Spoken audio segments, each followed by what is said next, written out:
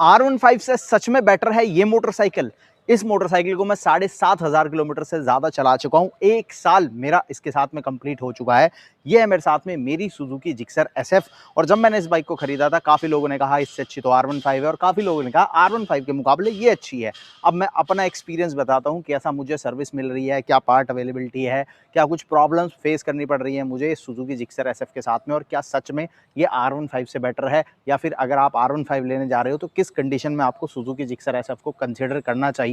सबकी बात करेंगे आज के वीडियो में। तो वीडियो में आगे बढ़ने से पहले एक ही रिक्वेस्ट है, यदि चैनल पर नए हो तो सब्सक्राइब करना और नोटिफिकेशन बेल को ऑन करना। तो सुजुकी जिक्सर एसएफ को मैंने लास्ट ईयर खरीदा था। ऑलमोस्ट 1 साल से ज़्यादा इस बाइक को हो चुका है और इस पूरे 1 साल में 7,500 किलोमीटर में इस बाइक को चला चुका हूँ, जहाँ पर लगभग 3 से 4 सर्विस भी इसकी मैं करा चुका हूँ। सर्विस वगैरह पे बाद में जाएंगे। सबसे पहले बात करते हैं बाइक में क्या कुछ मेरे को अच्छा लगता है और क्या मुझे कमियां लगती हैं जिनको सुधार सकता है सुजुकी, या फिर जिनको आपको इग्नोर करना पड़ेगा अगर आप इस बाइक को खरीदते हो। सबसे पहले अच्छी चीज़ों की बात करें तो फुली फेयर सेगमेंट के अंदर अगर आपको एक बाइक चाहिए, जैसे कि ये बाइक आती है फुली फेयरिंग के साथ में, इस तरह की बाइक अगर आप पसंद करते हो तो आपके पास इकलौता यही ऑप्शन है। अगर आप एंट्री लेवल बाइक की बात करोगे, R15 इसके ऊपर आती है, जहाँ पर आपको अच्छे खासे पैसे जो हैं वो बढ़ा के खर्च करने पड़ेंगे, क्योंकि इसकी शुरुआती एक्स शोरूम कीमत अभी हाल फिलहाल 1,35,000 रुपये के आसपास है और R15 की जो एक्स शोरूम प्राइस है वो लगभग 1,65,000 1,70,000 रुपये के आसपास है।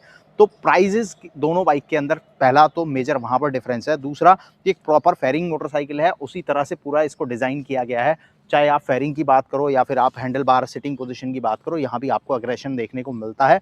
R15 जितना अग्रेसिव नहीं है, लेकिन अग्रेसिव सिटिंग पोजीशन आपको इसके साथ में मिलती है। और ओवरऑल अगर आप लुक्स देखते हो तो वहाँ पर ये मोटरसाइकिल आपको पसंद आ सकती है। हालांकि लुक एंड डिज़ाइन जो है पर्सन टू पर्सन डिपेंड करता है, बट डिज़ाइन अगर R15 से कंपेयर ना करके आप इसको इंडिविजुअल देखते हो तो ये भी आपको जो है वो लुक्स वाइज कहीं भी निराश नहीं करती। सेकंड चीज़ जो मुझे इस बाइक के साथ में अच्छी लगती है वो है माइलेज। हालांकि R15 भी अच्छा माइलेज देती है, बट इसका जो 155 सीसी का इंजन है ये आपको काफ़ी बढ़िया माइलेज देता है और इसके साथ में क्लोज टू 45 टू 50 किलोमीटर पर लीटर मैं इससे निकालता हूँ। अगर मैं डिस्प्ले आपको यहाँ मीटर पर दिखा दूंगा, क्योंकि इसके मीटर कंसोल में माइलेज भी नज़र आता है, तो 47 के आसपास जो माइलेज मैं निकाल रहा हूँ इससे, जो कि काफ़ी बढ़िया माइलेज है इस तरह की एक मोटरसाइकिल से अगर आप सोचते हो तो। तीसरी चीज़ जो कि इस मोटरसाइकिल में मुझे काफ़ी अच्छी लगती है वो है कंफर्ट। ये मोटरसाइकिल बहुत ज़्यादा अग्रेसिव नहीं है, हल्का सा आपको आगे बैठना पड़ता है झुक के, पर उतना ज़्यादा अग्रेसिव नहीं है, जिसकी वजह से ये आपको कंफर्ट काफ़ी अच्छा देती है। लॉन्ग राइड्स वगैरह करते हो अगर आप तो बहुत जल्दी थकते नहीं हो।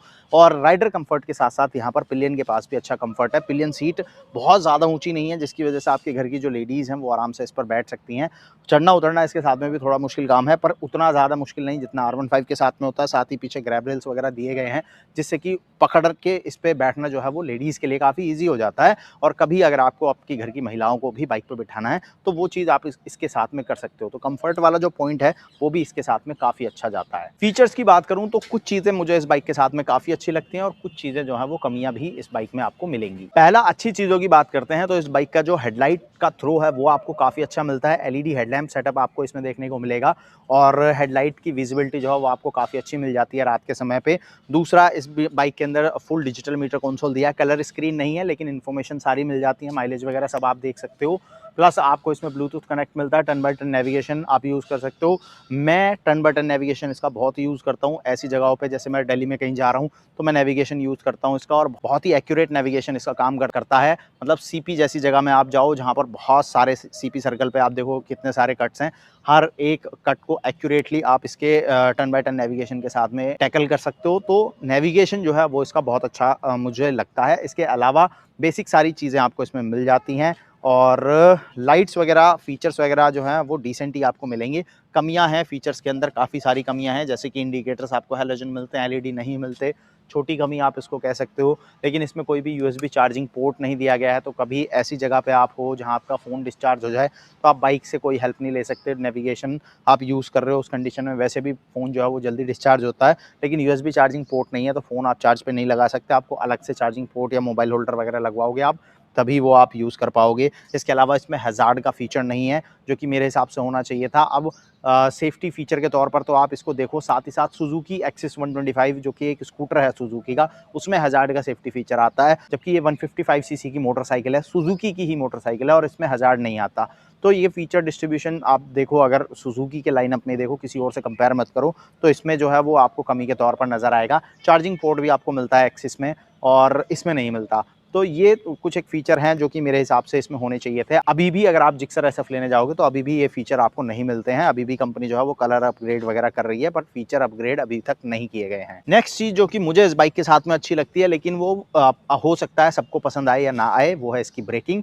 बाइक के अंदर आपको डुअल डिस्क ब्रेक सेटअप देखने को मिलता है, लेकिन एबीएस सिर्फ सिंगल चैनल आता है आगे। मेरा जो राइडिंग एक्सपीरियंस है या स्किल्स हैं, उसके हिसाब से मेरे को सिंगल चैनल एबीएस ज़्यादा बेटर लगता है डुअल चैनल के मुकाबले, क्योंकि मैंने नॉन एबीएस मोटरसाइकिल से बाइक चलाना सीखा था, तो मेरे को सिंगल चैनल एबीएस ही सफिशिएंट लगता है। रियर ब्रेक मेरे हिसाब से रिस्पॉन्स करे, एबीएस के हिसाब से रिस्पॉन्स ना करे या ईसीयू के हिसाब से रिस्पॉन्स ना करे, जो कि मुझे अच्छी चीज़ लगती है। लेकिन अगर आप बिगनर राइडर हो तो आपको डुअल चैनल एबीएस जो है वो ज़्यादा बेटर लगेगा, या फिर आपने सीखा ही एबीएस वाली मोटरसाइकिल के साथ में, तो उस कंडीशन में आपको डुअल चैनल एबीएस जो है वो ज़्यादा बेटर लगेगा, जो कि इस बाइक में आपको नहीं मिलता। अब बात करते हैं इंजन पावर परफॉर्मेंस वगैरह कैसी है। 155 सीसी का इंजन है, 13.4 बीएचपी पावर देता है, 13.8 न्यूटन मीटर टॉर्क के साथ में, 5 गियर की ये मोटरसाइकिल है।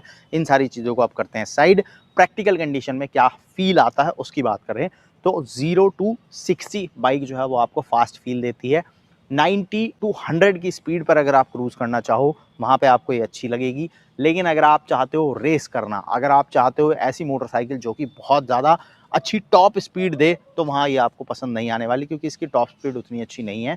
115, 118, मैक्स टू मैक्स 120, ये 3 स्पीड जो मैंने आपको बताई हैं, वो बताई हैं राइडर वेट के अकॉर्डिंग।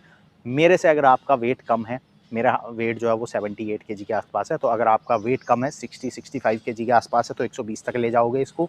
अगर उससे ज़्यादा वेट है, जैसे मेरा 78 है, तो ये 115-118 तक जाती है। उससे भी ज़्यादा वेट है या फिर 2 आप लोग भारी भरकम लोग बैठे हुए हो, तो हो सकता है फिर ये 110-115 लास्ट जाए। तो टॉप स्पीड के मामले में मोटरसाइकिल जो है वो आपको पसंद नहीं आएगी। 80 टू 100 के बीच में अगर आपको क्रूज़ करना है, बहुत मज़ेदार मोटरसाइकिल है, अच्छी पावर परफॉर्मेंस देती है और उस स्पीड के साथ में माइलेज भी अच्छा निकालती है। लेकिन इससे ज़्यादा फास्ट आप इससे एक्सपेक्ट मत करना। अब बात करते हैं सर्विस की। सुजुकी का डीलरशिप नेटवर्क अगर आप देखोगे तो वो बहुत ज़्यादा बड़ा नहीं है। यामाहा भी हालांकि उतना बड़ा नहीं है, लेकिन अगर आप इसको कंपेयर करोगे हीरो या बजाज से, तो उस कंडीशन में इसका डीलरशिप नेटवर्क बहुत छोटा है। हालांकि मेरे यहाँ पर सर्विस सेंटर अवेलेबल है, पार्ट अवेलेबिलिटी मेरे यहाँ पर है। मेरे को इससे इसकी सर्विस से रिलेटेड आज तक कोई इशू नहीं आया, कोई प्रॉब्लम नहीं आई है। इसके अलावा मैंने इससे पहले हीरो भी चलाई है, मेरे फैमिली में बजाज भी रही है। और हीरो और बजाज के कंपैरिजन में हालांकि मॉडल टू मॉडल या पर्टिकुलर मशीन टू मशीन चीज़ें भी डिफर करती हैं, लेकिन हाँ, उनके कंपैरिजन में मुझे इसकी सर्विस अच्छी लगी है। एक तो सर्विस सेंटर पर बहुत ज़्यादा भीड़ नहीं रहती, दूसरा पार्ट अवेलेबिलिटी का मुझे आज तक कोई इशू नहीं आया है, तीसरा एक बार काम कराने जाओगे, काम हो जाएगा, उसके बाद दोबारा कोई प्रॉब्लम लेके नहीं जाते हो, जो कि अच्छी चीज़ मुझे लगती है। मतलब आज तक बाइक की सर्विस कराई है, सर्विस के बाद ऐसा नहीं हुआ कि मुझे वापस सर्विस सेंटर जाना पड़ा हो और कोई कंप्लेन लेके कि ये रह गया, ये नहीं हुआ या ये वैसा हो गया।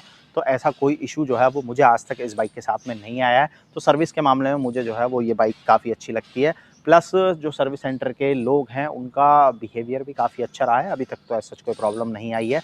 तो सर्विस सेंटर की तरफ से मेरे को कोई इशू नहीं है। हाँ, एक चीज़ ज़रूर है कि अगर आपके शहर में या आपके घर के आसपास सुजुकी का डीलरशिप नेटवर्क नहीं है, शोरूम नहीं है, सर्विस सेंटर नहीं है, तो फिर आपको प्रॉब्लम हो सकती है। अगर आपको सर्विस कराने ही 50-60 किलोमीटर दूर जाना पड़े, तो फिर मैं कहूँगा आप इसको इग्नोर करना, वो ही आपके लिए ज़्यादा अच्छा ऑप्शन होगा। अब बात करते हैं उन लोगों की जिन्होंने कहा कि R15 इससे बेटर हो सकती है, तो किस कंडीशन में या फिर किस कंडीशन में आपको R15 से ये अच्छी लगेगी। देखो, अगर आपका बजट टाइट है, आप 2 लाख रुपए तक ऑन रोड खर्च नहीं करना चाहते हो, आप चाहते हो 1.5 लाख रुपए, 1,60,000 रुपए के अंदर आपको फुल्ली फेयर्ड मोटरसाइकिल मिल जाए, पहली कंडीशन। दूसरी कंडीशन, आपको चाहिए कि भैया मेरे को माइलेज भी अच्छा मिले और सर्विस कॉस्ट भी कम रहे।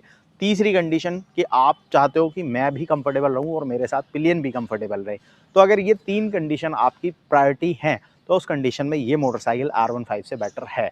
लेकिन अगर आपको बजट का कोई इशू नहीं है, आप चाहते हो एक पूरा स्पोर्टी लुक मुझे देखने को मिले, एक प्रॉपर ट्रैक मशीन मुझे मिल जाए, पावर परफॉर्मेंस ज़बरदस्त देती हो, फीचर लोडेड हो, quick shifter, slipper and assist clutch, colour display, इस तरह के फीचर अगर आपको चाहिए, तो डेफिनेटली R15 इससे एक बेटर ऑप्शन है। पर उस बेटर ऑप्शन के लिए आपको पैसे भी बेटर खर्च करने पड़ेंगे।